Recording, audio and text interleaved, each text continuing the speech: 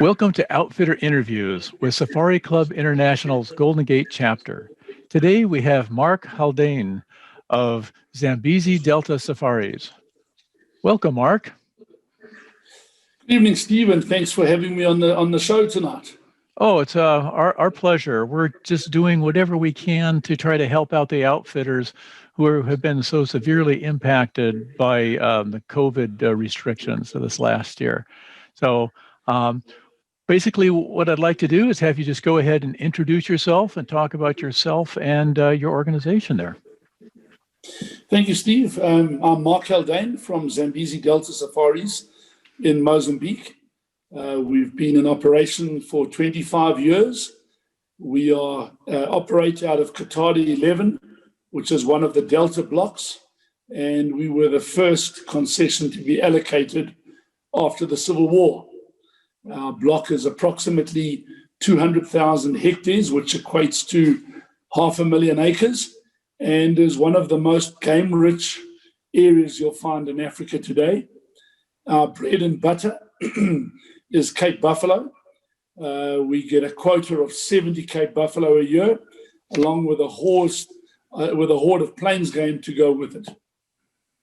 Wow, that's quite a few Cape buffalo to come out of one area. But then again, 500,000 acres, 200,000 hectares, that's a lot of space. It sure is, Steve. We border the Maramea Buffalo Reserve, which is part of the Delta. It's a relatively small area, probably around about 400,000 or 500,000 hectares, the actual Delta itself. And it has a buffalo population of about 25,000 buffalo. Wow, that's a lot of buffalo. What other species do people typically hunt there? Steve, where we're very fortunate is, although our area is 500,000 acres, it has several distinct ecosystems. It has swamp, floodplain, tropical savanna, sand forest, and miombo woodland. So with this vast variety in habitat, we have a huge variety of plains game as well. We're famous for our huge herds of common waterbuck, sable, one of the highest populations of wild unfenced sable in Africa today, and all the common open plains animals, reedbuck, hartebeest. We've got crocs in the swamps, hippos, right down to the little Livingston Sunni in the sand forest, blue duiker, red duiker, the warthogs, and some of the forest antelope like Inyala and bushbuck. So we are very fortunate with the diversity of game that we have in this one block. That is an amazing amount of diversity. Do some people come there just to hunt the little animals? There's been an increasing demand in the little guys over the years, and yes, we do host several safaris nowadays that just come to try and hunt all the little chaps. We currently hold the world record for Livingston Sunni and for the red duiker. So great numbers and great quality as well. That sounds great. What about timing? What's a good time of year for people to come down there? Our season runs from the beginning of April till the end of November. April can be a really wet month. It all depends on what you want to hunt. If you're after the little forest guys and things like Inyala and bushbuck, it's probably best to come anytime after the end of July, once things have dried up and we've had a bit of leaf drop in the forest. If you're after the plains game and buffalo, pretty much any time of the year you'll get a good selection of what's out there. Okay, sounds great. What type of hunting do you have? I mean, is it primarily by vehicle, lots of walking, horseback, or probably not horseback in Mozambique, but how is it that people do their hunting there? Steve, it's quite unique again, as with the area. So we use ex-military BV-206s. They are an articulated swamp amphibious vehicle. We use those to go into the deep swamps where we do a lot of our buffalo hunting. Once you're out there and you're within a mile or so of the buffalo, then it's all done on foot. My guides, PHs, all pride themselves in doing it the right way. So yes, we use the traditional land cruisers to get around the area, but the actual hunting itself, once you're in an area that you're going to hunt, is all done on foot. So you really emphasize fair chase hunting. Absolutely, just the way it should be. You'll find in a block like ours, very little has changed over the last 100 years. The advent of the motor vehicle has definitely made it easier to get around, but we make sure that when it comes to the hunt, we do it as fairly as we possibly can. Okay. I believe I've seen the BV vehicles that you were talking about on one of the shows on TV. They seem to be pretty amazing vehicles. So well, they have been a really good addition for us. We're the only guys that operate them in Mozambique. The big problem with the swamps, it was very hard to extract the meat from the buffalo that we were harvesting. And when you're taking 70 buffalo a year, it's an enormous amount of meat, which all goes back to our local community. So traditionally, we use one of the smaller amphibious vehicles, and it didn't allow us to extract more than about a quarter of each buffalo. The BV206s will allow us to extract 2 full buffalo carcasses every time we go in and out. So every single buffalo that we harvest, we bring all the meat out, which I think in conservation, in working alongside our local villages, has enormous importance. In a normal season, not a corona year, but in a normal season, we distribute upwards of 30 metric tons of fresh meat every hunting season. Holy cow, that is a lot of meat. I know that it's very important for hunting as a whole, as well as for your own particular outfit, that that the meat be shared with the community, so that they have a vested interest in keeping these animals, growing in population. Absolutely, Steve. When we started out there in the Delta 25 years ago, the game numbers were nowhere near what they were today. So we started off with quite a strong anti-poaching presence, which has grown every year to where it is today. But along the line, we realized that we couldn't tackle our problems with poaching just with a fist of iron. We had to include our local population and make them feel part of the whole operation. We campaigned government to give us a community quota over and above our normal hunting quota, which they do every year, primarily waterbuck and reedbuck, which we harvest and distribute. And then on top of that, they get a large portion of all the meat from the game that is harvested in the concession. Along with that, we have several community projects. We have a farming project, actually sponsored by one of SCI's chapters, and it does extremely well. We have reduced slash and burn in our area by about 80%, and within a year or two, I believe we'll stop it completely.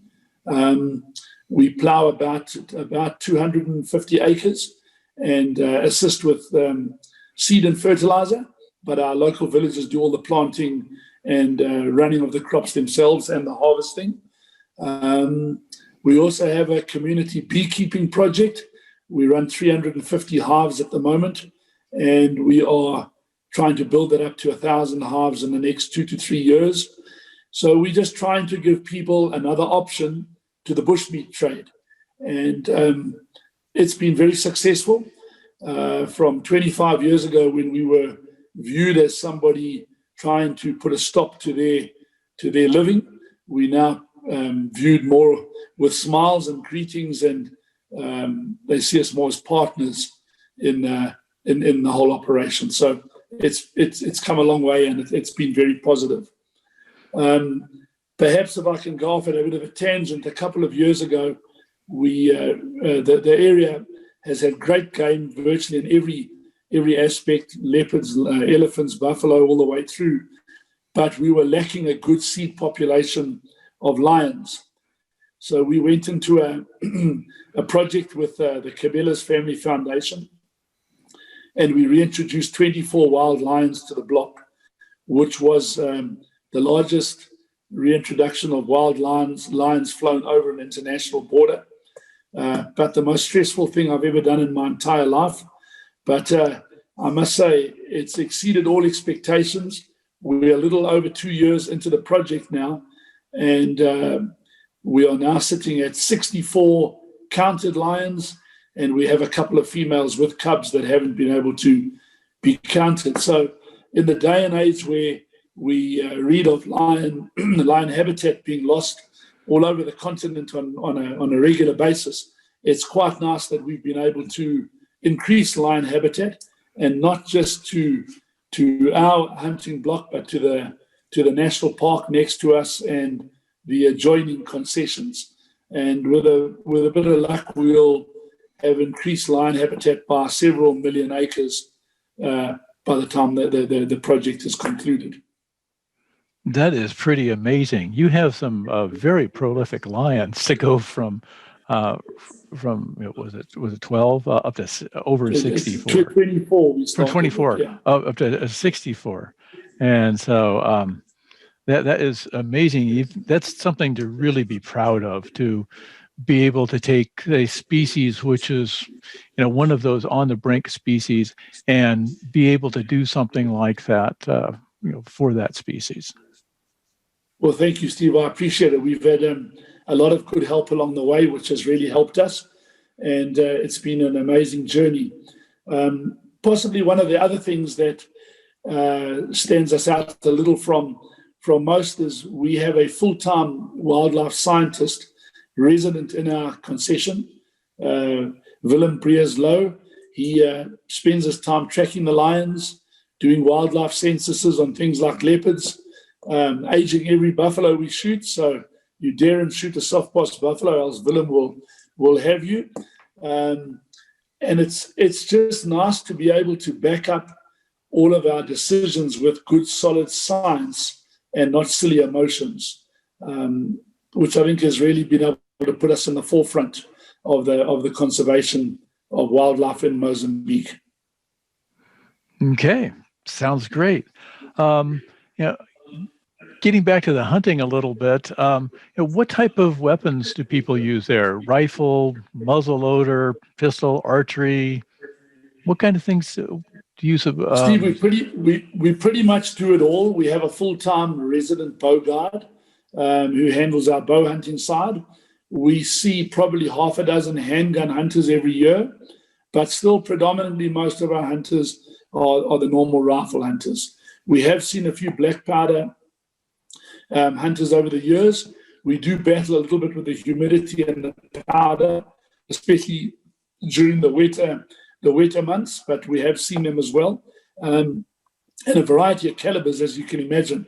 The little guys, the 22 Hornet, Craig Boddington brought one out, and it worked so well that's become the standard for all the little guys since then, and all the way up to the heavy calibers on buffalo. We don't hunt elephant in our area.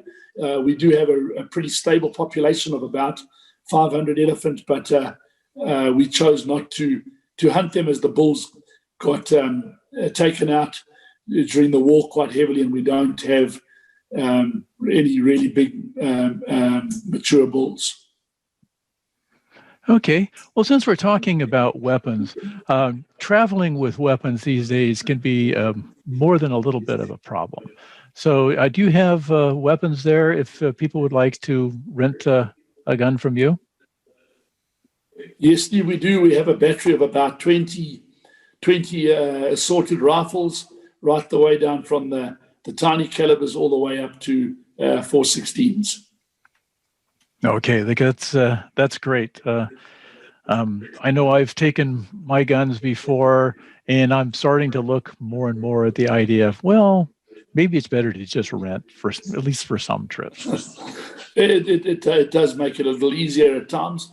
Mozambique is still pretty friendly with bringing guns in, but it is a long haul over the pond, and I fully understand guys that choose to rent rather than bring their own.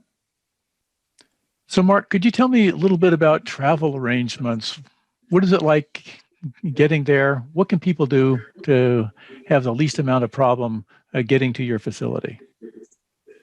Well, Steve, historically, everyone flew to Johannesburg, and then from Johannesburg, there's a daily flight into Beira, where they'll catch their charter straight into camp. Recently, Ethiopian Air has started a flight from Washington to Addis, and then Addis straight into Beira.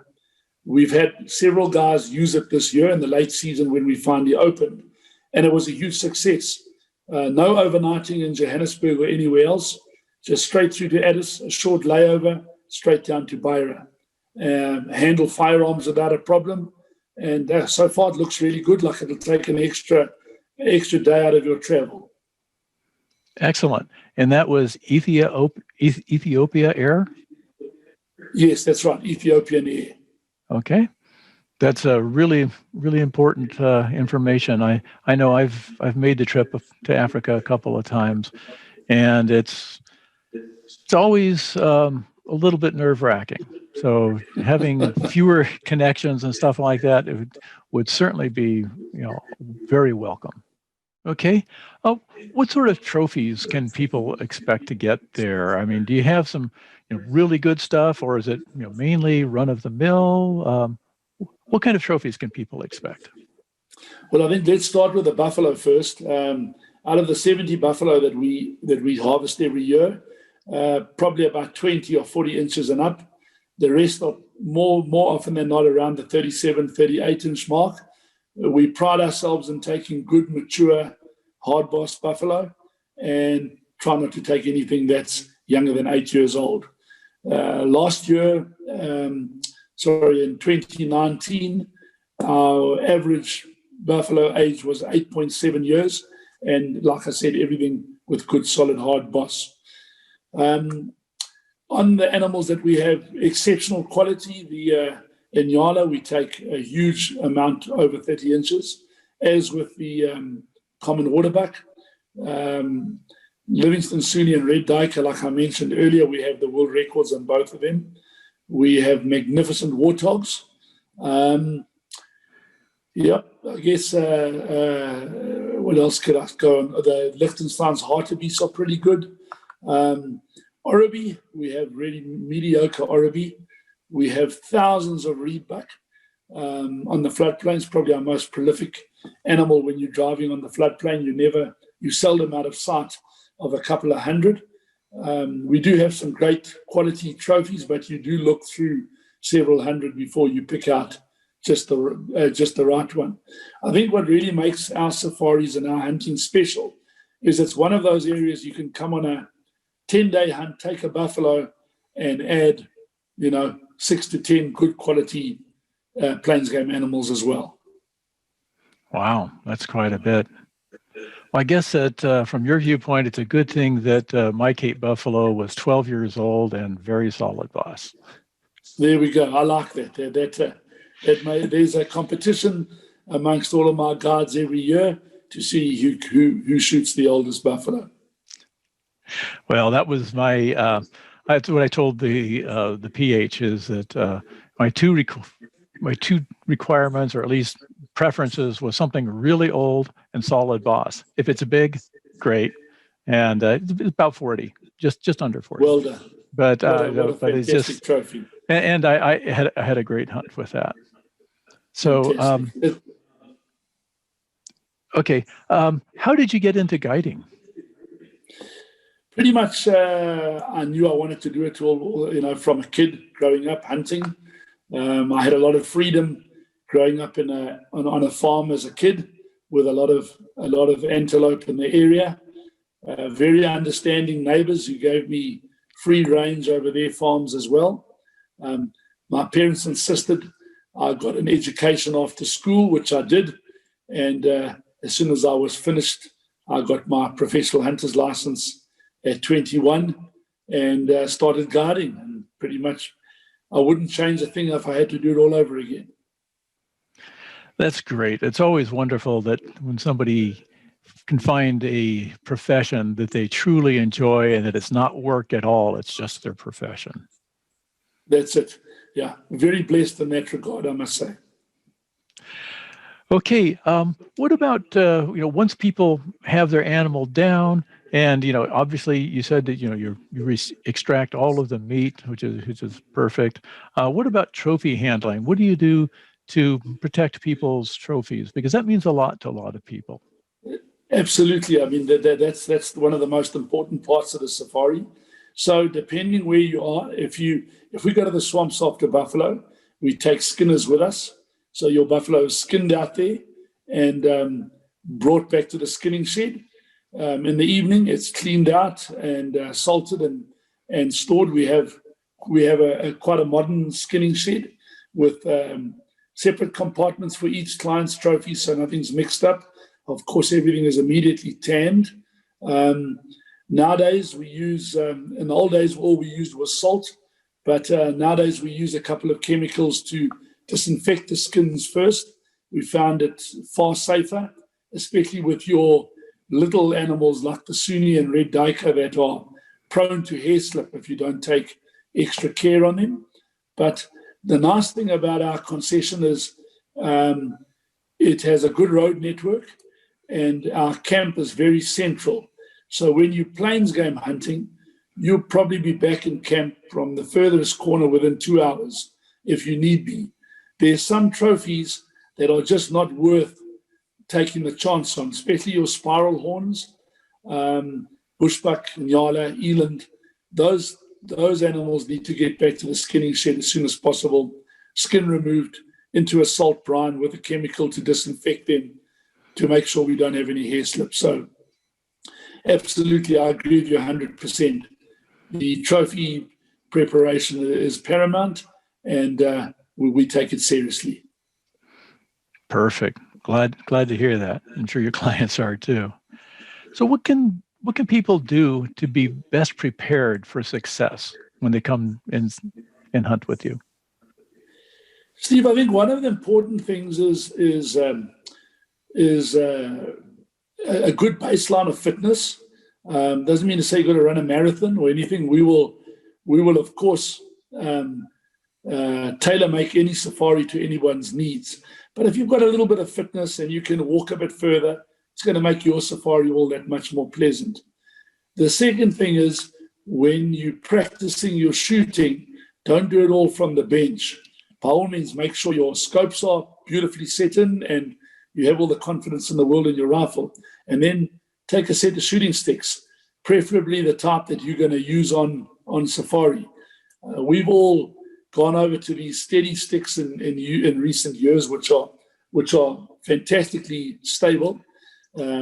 Stable sticks, I think they're called. But practice off the sticks and don't beat yourself to death with your 416 or your 470 or one of the heavy caliber rifles. You'll do just as well plinking away with your 22, but use the sticks and become confident with them, because that's how you're going to make a large majority of your shots. Yeah, well, when I was practicing with my 416 Rigby for my buffalo hunt, I'm a hand loader. I loaded up a bunch of 350 grain cast bullet loads at about 1,100 feet per second, so it's basically kind of like a 44 Magnum load out of a 10-pound rifle. And let me tell you, that is just a lot of fun to shoot. No, it is.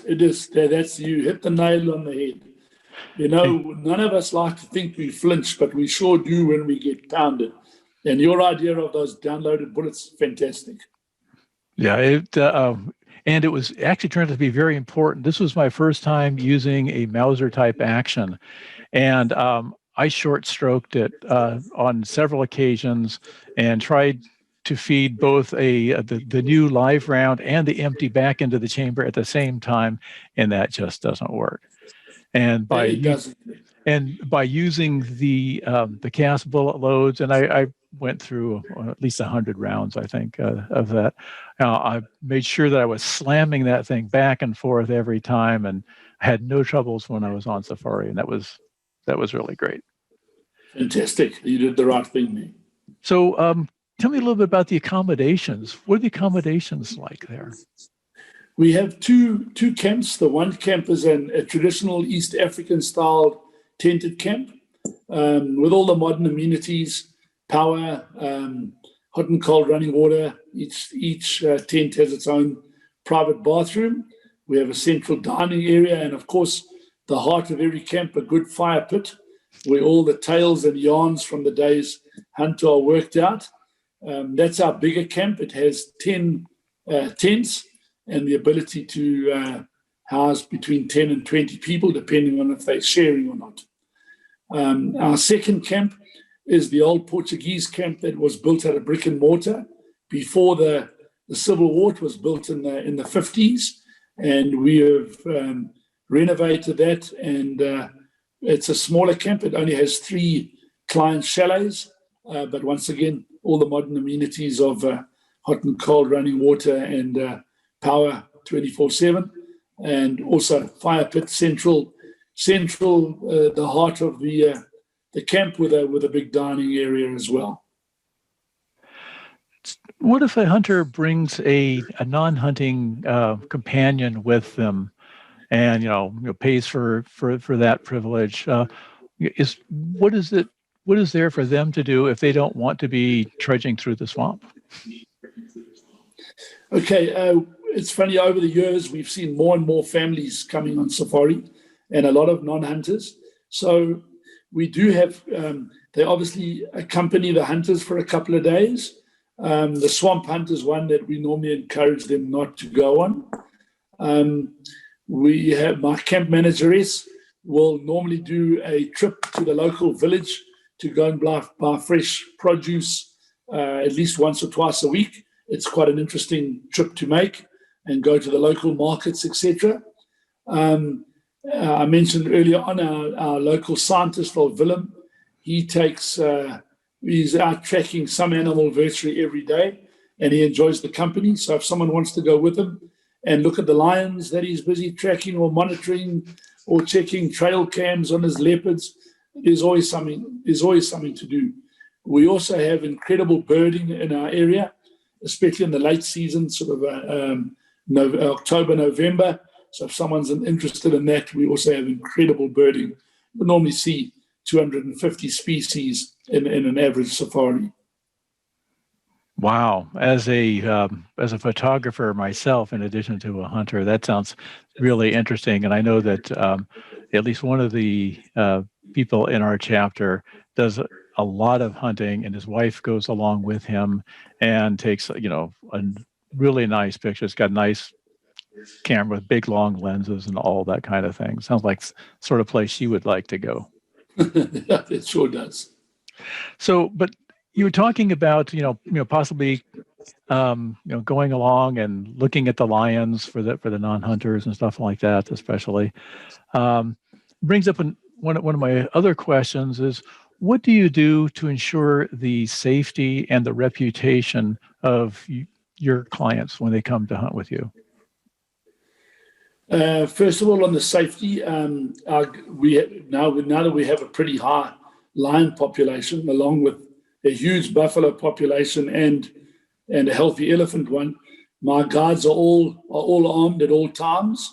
Whenever you're out there in the field, you won't see one of my guides or PHs without a rifle. As far as the reputation of our clients goes, well, I think things have changed incredibly from the days when everybody was posting dead animals all over social media. Funny enough, you look at my brochure, there's not a single dead animal in it from beginning to end. So first of all, photographs are only taken if a client requests that to happen. We have a policy of no dead animals on social media whatsoever. And photographs, I think in this day and age, are private, and we keep them that way. Very good. That seems to be more important these days with so many people that are intolerant of other people's viewpoints. Very unfortunate. You know, Steve, it's not just the intolerance. I think that in many cases, although I'm proud to be a hunter and I know what an amazing conservation tool it is, I mean, Qatar 11 is living proof, where we started off 25 years ago with 1,200 buffalo in the region. Now we're at 25,000. That's all through hunting. So there's no doubt in my mind that what we are doing is the very best we could ever do for conservation. But by putting some photographs out there of dead animals, we're taking people that are sitting on the fence and pushing them to the other side. And I think in this day and age, we need as many friends out there as possible. And when we can take somebody from a neutral standpoint and let them understand the conservation and the goodness that hunting does in Africa, then we're winning. And by putting pictures of dead animals out there, we're not doing ourselves any favors. I understand completely. It's a very difficult time. So, and you know, obviously, we're trying to get as many friends as we can. Your scientist that you have there on site, does he also write scientific papers? He does. He does a monthly report, which is a very basic scientific paper, but he's busy on two at the moment, one on leopards and one on lions. And then we have two other scientists that come in from time to time, and they are both busy with papers of their own as well on various aspects of our area. Okay. I guess one other question would be, are you booking for clients this year? I am indeed. I'm in quite a fortunate position. We rolled over majority of our clients from last year to this year, and we had a reasonably good bookings for this year as we were. So we're pretty full at the moment. So our emphasis is going to be more on 2022. I think I have 6 buffalo left to sell for this year as I stand at the moment. Okay, people, you heard that. If you want to go buffalo hunting at Zambeze Delta Safaris, better book now. May not have a whole lot of time. And if you want to go this year, but there is next year too. So, you know, keep that in mind. So anyway, thank you very much for joining us on this interview today, and wish you the best of luck and good hunting. Steve, thank you so much for your time, and thank you for what you're doing for us as outfitters. It's been a tough time, and folks like you guys make it a little easier for us, and we appreciate it. Okay, it's our pleasure to help out wherever we can.